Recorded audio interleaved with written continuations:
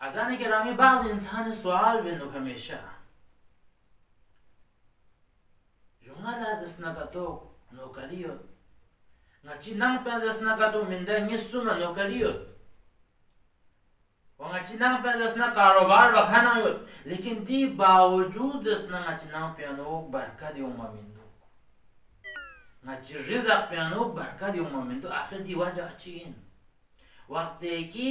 ngachi de हमसाये पे नंग पियानो ना नौकरी पे में ना कोई ना पियानो कारोबार बखंच में लेकिन दी बावजूद कोई ना पियानो सुकून है कोई ना पियानो आराम है कोई माल पियानो कोई रिज़्क़ पियानो बरकत दियो लेकिन ngachi de माल पियानो ngachi de रिज़्क़ पियानो ngachi de नंग पियानो ना सुकून में ना बरकत में आखिर दो चीज़ों आखिर दो चीज़ वजह है जबकि माल पुदसना पेनुदसना तनख्वाहदसना ngachas kamai benchio aram pu ngachinang piano yung margoshasin di बावजूद ngachinang piano sukun chemet pe ngachi mal piano ngachi rizq piano chia खुदा जसना का दुनिया बरकत शर्त मबाइन जब दि सवाल बाना ngaz de shakhs pula सवाल baz le shakhs शायद यकीन जरमियन शायद कि यरसना بعض تعلیمات اهل بیت شنیران ناشنا دکتو بعض اهل بیت علیهم السلام تعلیمات شن شاید یران غفلت دکتو دی وقت بنو فورا دی شخص بسؤال آخر نگا اهل بیت تعلیمات شنیران غفلت دو ناشنا دو ملخ تقسم دو دی وقت بنو آیا یرس دی عمل کو یرس ملک ہومتا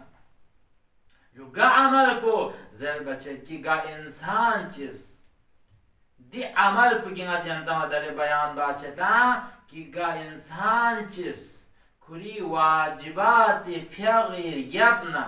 یرس تزبیح حضرت فاطمه سلام الله علیها ملکومتان ده تزبیح یبنا گا انسان چیز سو مرتبه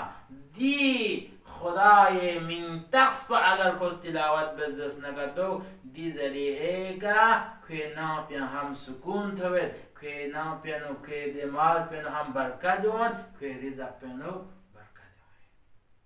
دوان خدای دی سخمه من تقص پا چین زربنا زرد یا لطیفو یا لطیفو یا لطیفو دی خدای من تقص پوزسنا سر پر یه رزسنا تلاوت بسیر گبنا 3 مرتبه دی ذکر پر تلاوت بس که الله لطیف بعباده و یرزق من یشاء و هو القوی العزیز دی مختصر ذکر کو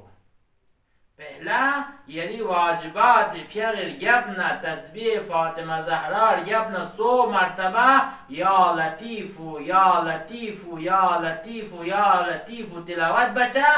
दीर गबना 3 मरतबा दी जिक्र पो दी मुख्तसर जिक्र पो तिलावत बचा 3 मरतबा अल्लाहु लतीफुम बिइबादिही व यरज़ुक़ु मन यशाअ व हुवल अज़ीज़ुल हकीम दी मुख्तसर जिक्र पर तिलावत बचा इंशाअल्लाह दी जरिए का हम यली इस्तेमाल पे खुदा बरकत शज़बत यली रिज़्क़ पे बरकत शज़बत व दी यली नम पियानो जसना सुकून ना आराम ना राहत जिंदगी खुदा व मुताल दी अमल जरिए का इनायत शज़बत